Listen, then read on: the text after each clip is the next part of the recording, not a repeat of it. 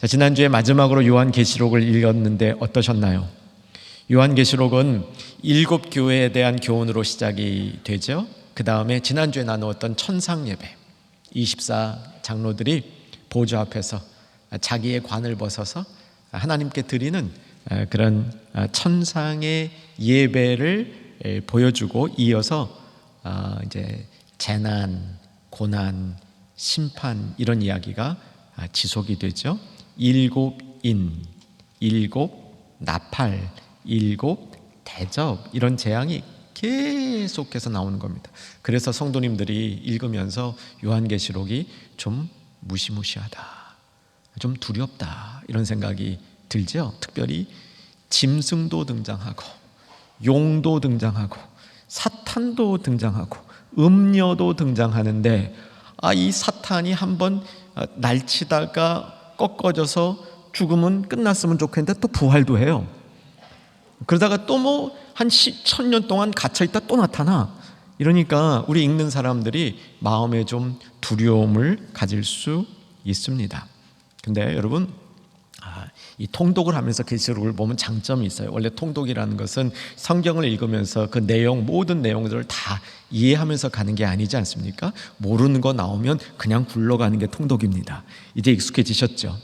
그러다 보니까 요한계시록도 중간중간 모르고 조금 이상한 것, 두려운 것, 찝찝한 것 있지만 계속해서 읽어나가다 보니까 이게 뒤로 가니까 희망이 보이는데 희망이 엄청난 거예요. 여러분, 요한계시록을 읽으시면서 이걸 느끼셨으면 잘 읽으신 겁니다. 그동안 쭉 구약부터 성경을 읽으셔온 이 내적인 실력이 쌓인 겁니다. 고통과 고난과 환난과 심판이 있지만 소망과 희망이 더 크다, 그걸 보여주는 겁니다. 특별히 요한계시록 19장, 20장, 오늘 본문이 되는 21장이 절정인데, 여기에 가면 정말 희망찬 이야기가 지속이 되고요, 성경 전체를 마무리하는 그런 이 문제 해결되는 밝음이 요한복음 마지막에 나타나는 것이죠. 오늘은 이 말씀을 살펴보려고 합니다. 자, 본문 21장 1절과 2절을 보겠습니다. 1절과 2절, 먼저 1절 같이 한번 읽겠습니다. 읽으십시다. 또 내가 새 하늘과 새 땅을 보니 처음 하늘과 처음 땅이 없어졌고 바다도 다시 있지 않더라. 새 하늘과 새 땅, 이것이 요한계시록, 아니 성경 전체가 제시해주는 아름답고 소망찬 마지막 장면입니다. 새 하늘과 새 땅, 저 여러분의 심령 가운데 잘 기억될 수 있기를 소망합니다.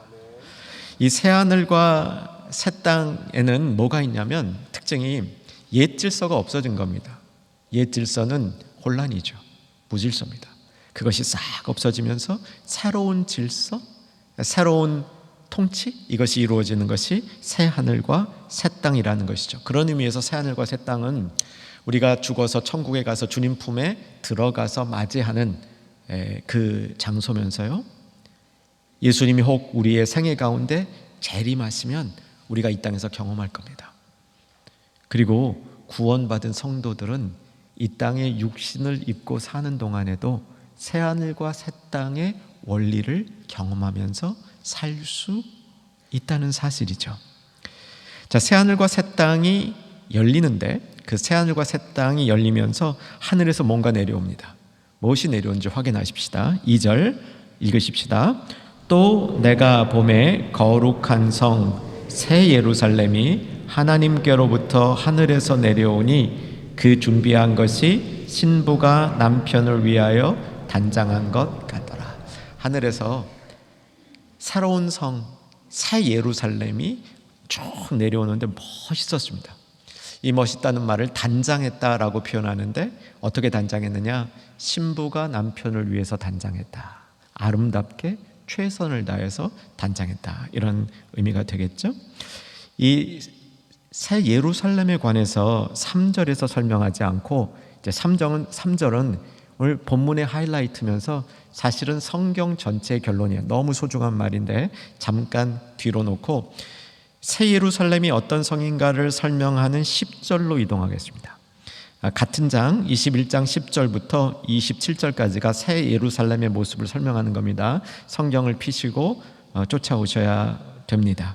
10절에 보면 성령께서 사도 요한을 크고 높은 산으로 데리고 올라갑니다. 그러니까 새 예루살렘이 내려오는 이 모습을 좀 거리를 두고 멀리서 보게 하는 거죠. 정말 아름다웠다는 겁니다. 어떻게 아름다운지를 설명하는데 11절 같이 한번 읽을까요? 하나님의 영광이 있어 그 성의 빛이 지극히 귀한 보석 같고 벽옥과 수정같이 막더라. 이 단장의 핵심이 하나님의 영광이라는 겁니다. 하나님의 영광이 단장하고 있기 때문에 너무나 아름답다는 겁니다. 혹시 여기 예배드리는 자매님들 아름다워지시기를 원하십니까? 형제님들도 마찬가지고요. 남성이나 여성이나 아름다워지기를, 멋지기를 원하는 분들, 제가 성경적으로 알고 있는 확실한 지식을 알려드리겠습니다. 사람이 언제 제일 멋있냐면요, 하나님의 영광이 나타날 때 제일 멋있습니다. 우리 안에 하나님의 영광이 드러나면 그 모습이 굉장히 아름답습니다. 교회도 마찬가지고요. 어쩌면 이 세상의 자연도 하나님의 영광의 부분을 드러내고 있기 때문에 아름답다, 이렇게 볼 수 있죠. 마지막 우리가 보고 있는 하늘에서 내려오는 성 새 예루살렘은 그 영광으로 단장되어 있는데 그 아름다움이 보석과 같은 아름다움이라 설명하는 겁니다. 이 아름다운 그 성의 성곽을 설명하는데 성곽이 벽옥으로 되어 있대요. 저는 벽옥이 뭔지 모르겠습니다. 그런데 옥 그러니까 괜히 멋있을 것 같아요. 이 성곽, 이제 성이니까 이 성벽이 있어야 되잖아요. 이 성벽 전체가 다 옥으로 되어 있답니다. 대단한 성이죠. 특징은 네모 반듯하답니다. 사실 네모 반듯한 성은 이 세상에서는 찾아보기 힘든 성이고요. 네모 반듯한 성인데 핵심은 이 성벽을 보여주는 것은 성벽 곳곳에 나 있는 성문을 강조하기 위한 겁니다. 성문이 어떻게 되어 있다고 얘기하냐면 기초석에 대한 얘기를 하고요. 기초석 위에 성문이 세워지는데 성문에 어린 양 예수님의 12사도의 이름이 새겨져 있다. 아마 제 생각에는 12개 문이고요. 12개 문마다 각 사도의 이름이 새겨져 있는 것은 아닌가 이렇게 상상해 보는데, 여기에 이 문이 어떤 재료로 만들어졌는지 아십니까? 진주입니다. 진주문이에요. 여러분 들어보셨죠? 진주문. 진주문은 한 개 통진주로 되어 있답니다. 어떻게 이 통진주로 된 문이 있는지는 모르겠어요. 그런데 너무 아름다운 문이면 틀림이 없습니다. 이렇게 문의 아름다움을 강조하는 이유는 그 문을 통해서만 하나님 앞에 갈 수 있기 때문입니다. 그 성에 들어가는 것이 구원이고 그 성에 들어가는 궁극적인 목적은 하나님 앞에 이르는 건데, 문을 통해서만 하나님 앞에 이룰 수 있기 때문에 문이 강조되고 있는 겁니다. 그리고 그 문으로 들어가는 사람들을 두 종류로 구분하는데 사실은 두 개 다른 사람들이 아닙니다. 공통된 사람들일 수 있습니다. 첫 번째는 이 문에 들어가는 사람들을 보니까 만국에서 온 사람들이 다 들어간다는 겁니다. 어쩌면 이것은 당시에 큰 제국의 왕이 사신들을 맞이하는 모습을 연상케 하는 거죠. 제국의 왕은 가장 위대한 성을 만들고 그 안에 가장 화려한 궁을 만들고 여러 지역에서 오는, 통치하는 그 지역에서 오는 사람들을 맞이하죠. 그 모습을 보여주는 것 같습니다. 그런데 그것보다 훨씬 더 멋진, 그리고 이것이 세상 왕의 통치가 아닌 하나님의 통치로서 만국을 다스리시고 만국 속에 구원받은 사람이 그에게로 나오게 하는 놀라운 모습을 보여주는 겁니다. 기억해 두셔야 됩니다. 그래서 우리가 열방을 위해서 섬겨야 되는 겁니다. 하나님의 관심이 모든 열방 사람들이 다 그의 성으로 궁극적으로 들어오기를 바라고 계획하셨기 때문이죠. 두 번째, 그 성으로 들어오는 사람들의 공통점은 생명책에 그 이름이 기록된 사람들입니다. 사랑하는 여러분, 여러분의 이름이 생명책에 기록되어 있다는 것을 확신하실 수 있습니까? 내가 내 이름이 생명책에 기록되어 있다는 거 확신할 수 있습니다. 어떻게 확신할 수 있냐면요, 성령께서 그 확신을 주셔요. 정말 성령이 내 안에 내주하는 사람들은 내 이름이 생명책에 기록되어 있다, 이것에 대한 확신을 주십니다.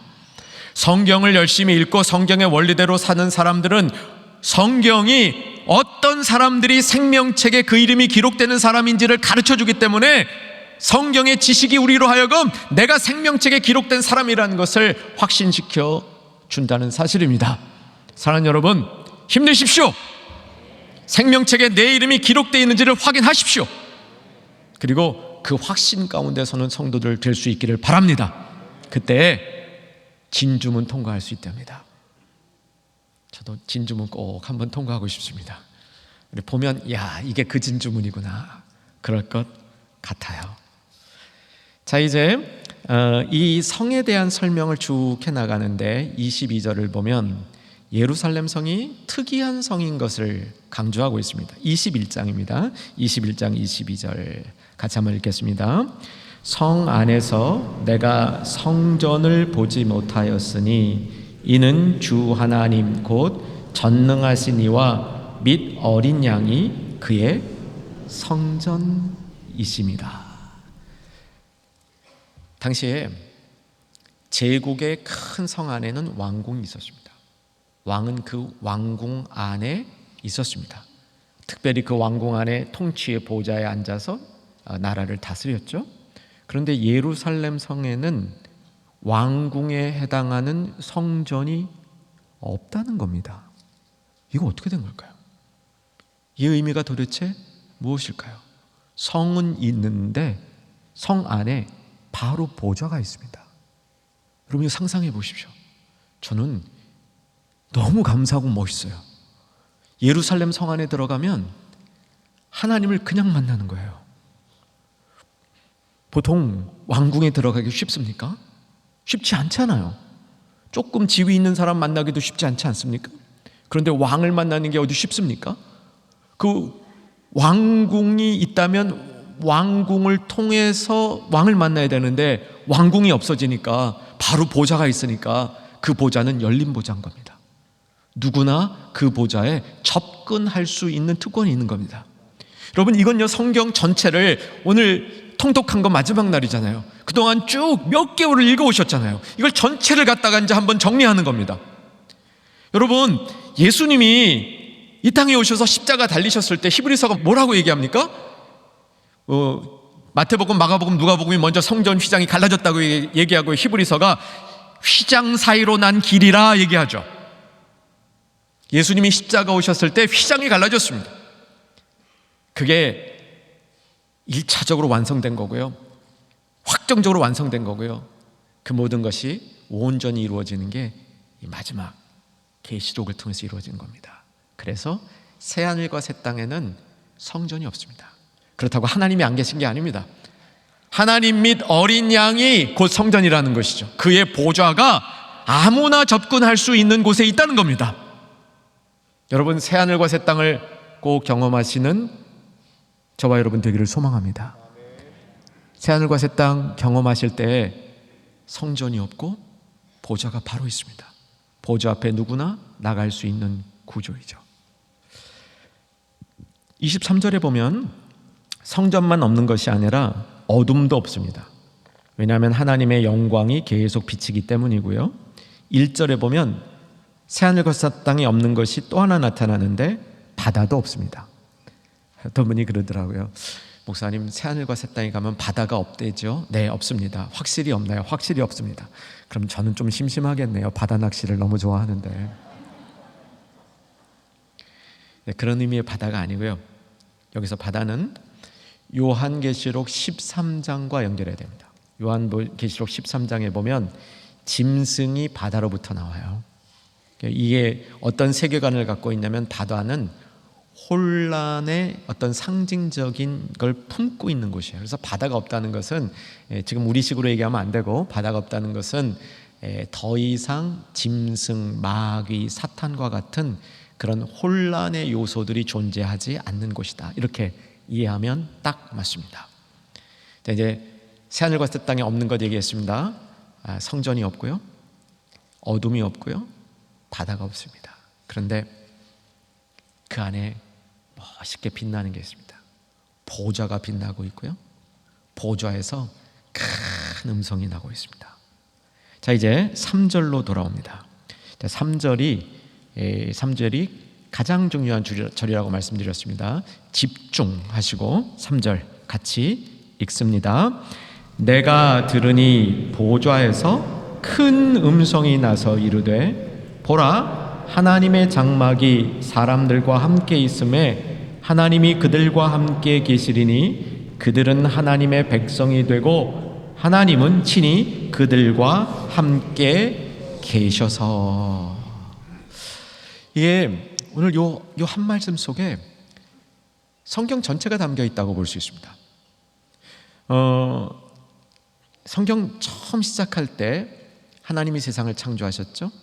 창조하실 때 모든 것이 하나님의 질서대로 있어서 보시기에 좋았더라 라고 얘기를 합니다. 죄가 들어왔습니다. 죄가 들어오면서 중요한 것들이 파괴됩니다. 성경은 그것을 하나님의 모양과 형상이 파괴됐다라고 얘기를 합니다.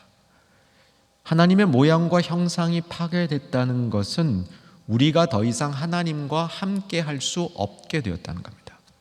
더 이상 하나님의 자녀가 아니고 하나님의 백성이 아니고 하나님과 관련된 사람이 아니라는 겁니다. 그래서 에덴 동산에서 쫓겨납니다. 에덴 동산에서 쫓겨났다는 것은 무슨 의미냐면 생명나무로 이르는 길이 막혔다는 겁니다.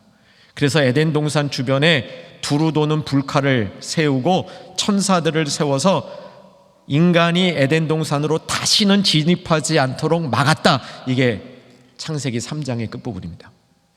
그러면서 성경은 우리에게 숙제를 주고 있는 겁니다. 이 문제 어떻게 풀어야 하나? 어떻게 인간이 이 문제를 풀어서 다시 에덴 동산에 돌아갈 것인가? 다시 생명나무로 나가는 길을 어떻게 찾을 것인가? 이 과제를 던지는 겁니다. 그 과제의 답이 성경의 흐름 속에 나타나는 거예요. 구약의 단계를 거쳐서 결국은 누구를 통해서 이 문제가 해결된다고요? 논리는 몰라도 답은 아셔야죠. 누구를 통해서요? 예수님이에요. 예수님이 내가 길이요 진리요 생명이라, 생명나무로 가는 길을 가르쳐 준 거죠. 우리는 쭉 성경 통독을 하면서 언약에 관한 말씀을 많이 들었습니다. 이전에도 언약에 관한 말씀을 들었는데 성경을 쭉 읽으면서 언약이 얼마나 중요한 것인가를 틈틈이 들었고, 여러분들이 성경 속에서 언약의 중요성을 발견하셨다면 잘하신 겁니다. 언약을 대표적으로 표현하는 그 표현법이 뭐냐면 하나님 당신이 인간의 왕이 되고 인간들의 아버지가 되고 인간들의 주인이 되고 우리들은 그분의 백성이요, 그분의 자녀요, 그분의 종이 되는 겁니다. 이게 언약으로 인해서 깨어진 관계가 하나님의 모양과 파괴된 형상이 회복되어졌을 때 이렇게 다시 불리는 거예요. 내가 내 하나님이요 너희는 내 백성이라, 내가 내 아버지요 너희는 내 자녀니라, 이렇게 부름을 받게 되는 게 망가진 관계의 회복이요, 창조 때 이후 죄로 인하여 인간이 갖게 된 큰 문제, 인생의 숙제를 풀었을 때 그 상태가 하나님이 우리의 하나님이 되고 나의 아버지가 돼. 여러분 고백하실 수 있으십니까? 하나님이 나의 왕이십니다. 아멘이세요. 하나님이 여러분의 아버지이십니까? 이게 되면 관계가 형성된 겁니다. 회복된 거예요. 자, 이렇게 3절 다시 한번 보십시오. 내가 들으니 보좌에서 큰 음성이 나서 이르되 보라, 하나님의 장막이 사람들과 함께 있음에 하나님이 그들과 함께 계시리니 그들은, 같이 읽으십시다. 그들은 하나님의 백성이 되고 하나님은 친히 그들과 함께 계셔서. 우리가 죄 지었을 때 하나님의 백성이 더 이상 아닌 겁니다. 우리가 죄 지었을 때 하나님은 우리와 함께 하시지 않겠다고 결정하신 거예요. 근데 이 문제가 해결된 겁니다. 자, 7절도 보십시오. 7절 읽겠습니다. 이기는 자는 이것을 상속으로 받으리라. 나는 그의 하나님이 되고 그는 내 아들이 되리라. 요 3절과 7절을 합치면 하나님과 인간의 모든 관계가 회복된 거예요. 언약이 성취된 겁니다. 이게 성경이 창세기 1장부터 계시록 22장까지 이 얘기를 설명해 주고 있는 겁니다. 자, 그런데 3절을 다시 보시면 보좌에서 큰 음성이 들려요. 이 보좌가 이렇게 중요해요. 아까 예루살렘 성 갔다 온 이유는 이 보좌 설명하기 위해서 그랬던 거였어요. 이 보좌에서 큰 음성이 들려요. 다 들을 수 있는 음성입니다. 아담과 하와가 죄 지었을 때요, 이들은 하나님의 음성을 들으려 하지 않았어요. 죄 짓고 숨어 있어서 에덴 동산에 나타나서 하나님이 아담아 아담아 어디 있느냐 알면서 다 물었죠. 아담아 아담아 어디 있냐 했을 때 그들이 싹 숨어서 가능한 그 음성을 안 들으려고 그랬어요. 그런데 이 새하늘 새 땅에서는요, 쩌렁쩌렁한 큰 음성으로 누구나 들을 수 있게 말씀해 주시는 겁니다. 근데 뭐라고 말씀하시냐면 하나님의 장막이 사람들과 함께 있음에, 하나님이 사람과 함께하는 것, 이 함께한다는 것, 임마누엘 얼마나 중요합니까? 그런데 그냥 하나님이 인간과 함께하는 게 아니라 하나님의 장막이 함께한다고 얘기하는 거예요. 하나님의 거처가 함께한다고 얘기하는 겁니다.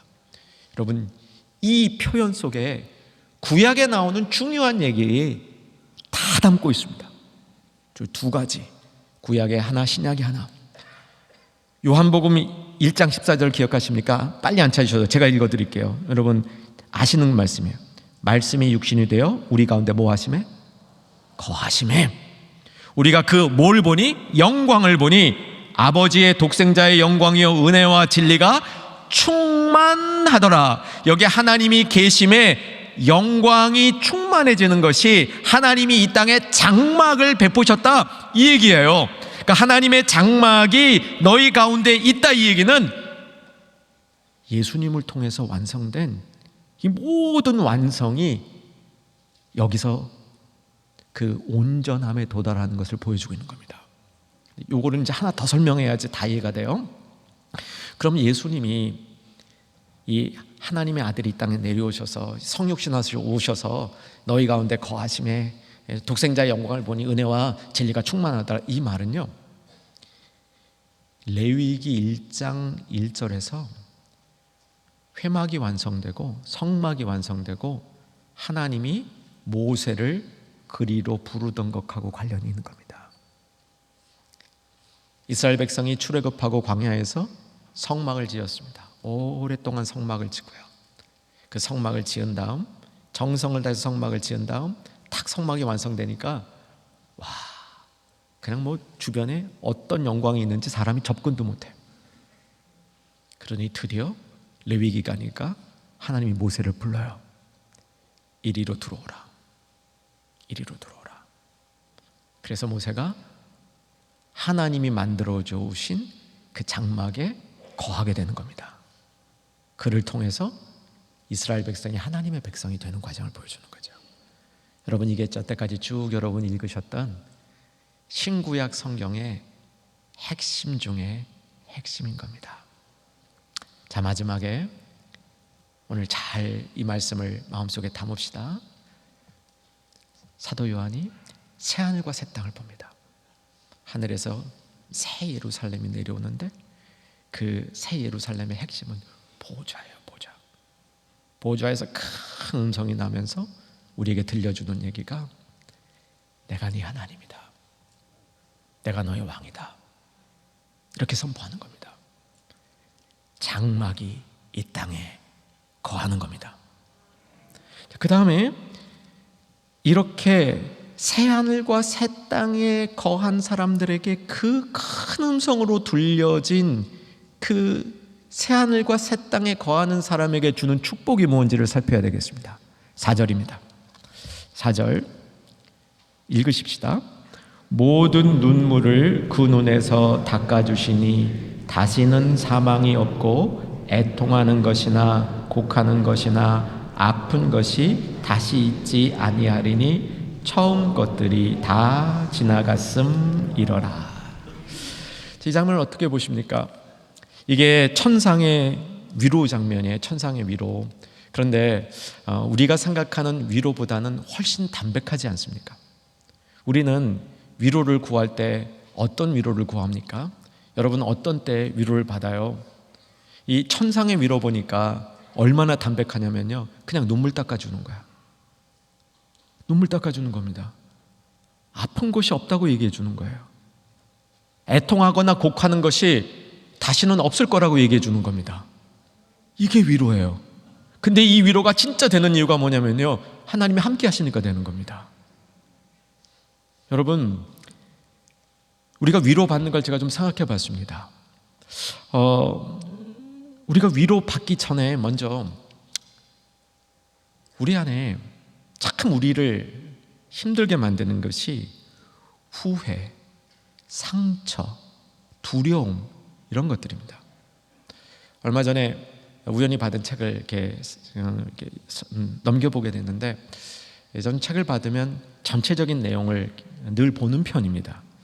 근데 그 책의 시작이 어떻게 되냐면, 성도를 망치는 3가지, 표현이 적이었는지 모르겠어요. 세 가지가 이 사람들을 망친대요.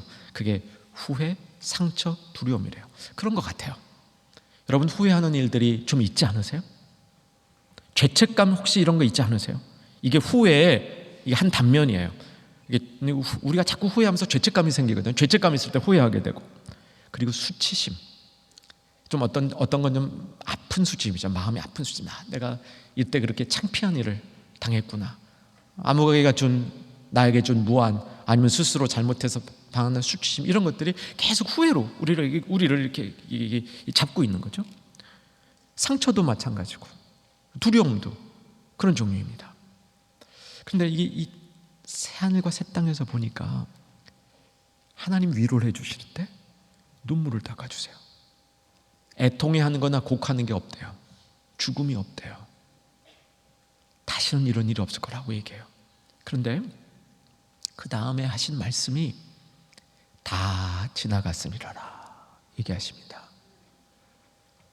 인간이 위로받는 모습을 곰곰 생각해 보니까 내가 상처받고 후회할 일이 있고 두려운데 잘 되면 위로가 되더라고요. 내가 과거에 좀 이런 상처가 있었는데 이후에 잘 되면 싹 지나가더라고요. 이게 가장 인간이 바라는 이 상처 회복법입니다. 근데 늘 그렇게 되지는 않지 않습니까? 또 어떤 사람들은 그래요. 내가 잘 안 돼도 남이 안 되는 걸 보고 또 위로를 받아요. 그러지 마시기 바랍니다. 또 다른 위로가 있어요. 조금 더 차원이 높은 위로가 이해가 되는 겁니다. 이해가 되는 거예요. 특별히 하나님의 관점에서 이해가 되는 겁니다. 나한테 왜 이런 상처가 있었을까? 나한테 왜 이렇게 후회되는 일이 있었을까? 나는 왜 이렇게 두렵지? 근데 하나님이 이해가 되는 거예요. 하나님이 주권자라는 게 이해가 되시고, 왕이라는 게 이해가 되고, 나의 아버지라는 게 이해가 되고, 이게 이해가 딱 되는 순간 이런 문제가 확 풀려가는 겁니다. 하나가 더 있어요. 그게 오늘 본문입니다. 다 지나갔습니다. 새하늘 새 땅에 이르니까 다 지나갔어요. 그러니까 사랑하는 성도 여러분, 스스로 붙들고 살지 마시기 바랍니다. 하나님은 지나 보냈는데, 우리는 새하늘과 새 땅에 들어갔는데 여전히 옛 질서 속에 있는 상처와 두려움, 아픔을 붙들고 살고 있다면 영적으로 멍청한 삶의 모습입니다. 자, 지나갔다는 것을 조금 더 우리가 구체적으로 생생하게 보기 위해서 누가복음 5장 13절, 이제 지나갔다라는 말과 같은 단어가 쓰이는 말입니다. 우리말 번역은 다릅니다. 읽어보십시다. 예수께서 손을 내밀어 그에게 대시며 이르시되 내가 원하노니 깨끗함을 받으라 하신대 나병이 곧 나병이 곧 떠나니라. 이게 지나갔다는 얘기예요. 여기서 지나갔다라는 말을 왜 떠나니라 속에서 그 의미를 찾아보냐면, 우리는 지나갔는데 안 지나간 줄 알아요. 지나가는 방식이 무슨 세레모니를 하면서 이제 떠납니다라고 하직 인사하면서 떠나지 않아요. 지나갈 때는 쓱 지나가 버려요. 그냥 없어져 버려요. 그래서 우리가 그거를 잘 못 느끼면서 안 지나가는 줄 알고 계속 붙들고 사는 겁니다. 그런데 새하늘 새 땅에 있는 이 효과를, 큰 음성이 들려주는 음성을 우리가 분명히 듣고 있어야 되는 게, 우리 인생의 후회, 상처, 두려움도 지나갔거든요. 그런데 우리가 그 안에 그냥 살고 있다는 겁니다. 떠나니라, 이 얘기는 뭐냐면요, 나병이 더 이상 나병으로서 영향력을 주지 못한다는 겁니다. 마찬가지로 새하늘 새 땅에서는 세상의 것들이 영향을 주지 못하는 겁니다. 또 옛날 것이 그냥 지나갔을 뿐만 아니라 생명수의 샘물로 채워주신다는 겁니다. 여기까지 있어야 돼요. 그냥 지나가는 거로 끝나지 않습니다. 생명수의 샘물로 채워주는 것, 이거는 풍족함을 얘기합니다. 목마름이 더 이상 없는 겁니다. 특별히 구원받지 못해서 목말라 하는 것들이 없는 상태를, 목마른 자를 구원이 필요로 하는 자로 얘기하고요, 여기 생명수의 샘물을 마시는 자들은 충족해진 사람들입니다. 풍족해진 사람들입니다. 새하늘 새 땅에 생명수에 마르지 않은 샘물이 있다는 사실을 기억하십시다. 한 가지 더 있습니다. 상속자가 되는 겁니다. 이것도요, 저는 많이 아쉬운 게, 우리 성도님들이 참 좋은 신앙들을 갖고 있어요. 그런데 이 상속의 신앙을 갖고 있는 분들이 많지 않아요. 이 세상 금수저 불화할 거 하나도 없다는데도요. 여러분, 세상에서 상속 많이 받은 분들 얼마나 만나보셨습니까? 저는 많이 못 만나봤어요. 혹 상속을 많이 받는 분 있어도 그게 인생이 그렇게 축복이 아닐 수 있을 것 같습니다. 요즘 하도 드라마로 재벌 해가지고 그 상속이 뭐 굉장한 것 같은데, 이 땅의 것 상속받는 거 저는 뭐 그렇게 중요하지 않다고 생각해요. 반면에 영적인 걸 상속받는 것은 너무 중요합니다. 새하늘과 새 땅의 마지막에 이 축복이 뭐냐면요, 지나갔다 생명의 샘물을 마시리라, 생명의 샘물이 내 안에 있으리라, 마지막에 상속자가 되는 겁니다. 생명의 샘물이 있는 것과 상속자는 좀 달라요. 뭐냐면요, 여러분이 괜찮은 사람 집에 갔습니다. 그분이 여러분에게 호의를 베풀었습니다. 그리고 얘기해요, 이 집에 있는 모든 것들을 당신이 자유롭게 쓰십시오. 좀 자유롭게 쓸 수는 있죠. 근데 완전히 자유롭나요? 꼭 그렇지 않은 것 같아요. 근데 아버지 집에 가서 아버지 거를 아버지가 뭐 마음대로 써라? 그럼 진짜 마음대로 쓰죠. 이게 상속이 되는 거예요. 새하늘과 새 땅에서는 상속자가 되는 겁니다. 사랑하는 여러분, 이 축복이 우리를 떠나지 않기를 소망합니다. 새하늘과 새 땅은 우리가 천국 가서 누리는 것이지만, 아니면 예수님이 우리 당대에 재림하고 오셔서 누리는 것이지만, 우리가 이 땅을 사는 동안에도 성도들은 부분적으로 누릴 수가 있습니다. 진짜 마지막으로 새하늘과 새 땅에 들어가 있는 사람들이 꼭 해야 될 일이 8절이에요. 8절이 뭐냐면, 심판에 빠질 사람들 좀 구원하는 데 힘쓰라는 겁니다. 요한계시록에 두 주제가 있다고 여러분, 우리 교회에서 만든 영상에서 이필창 교수님이 얘기하셨죠. 심판과 회복이다. 우리 여태까지 회복 쪽에 강조했어요. 근데 심판도 있어요. 그러니까 회복받은 사람은, 새하늘과 새 땅에 있는 사람은 심판받을 사람들 그 영혼 돌봐야 됩니다. 만국이 진주문으로 들어오는 모습을 보면서 우리의 영혼이 내가 구원받는 것을 다른 사람과 나눌 수 있는 삶으로 발전할 수 있기를 소망합니다.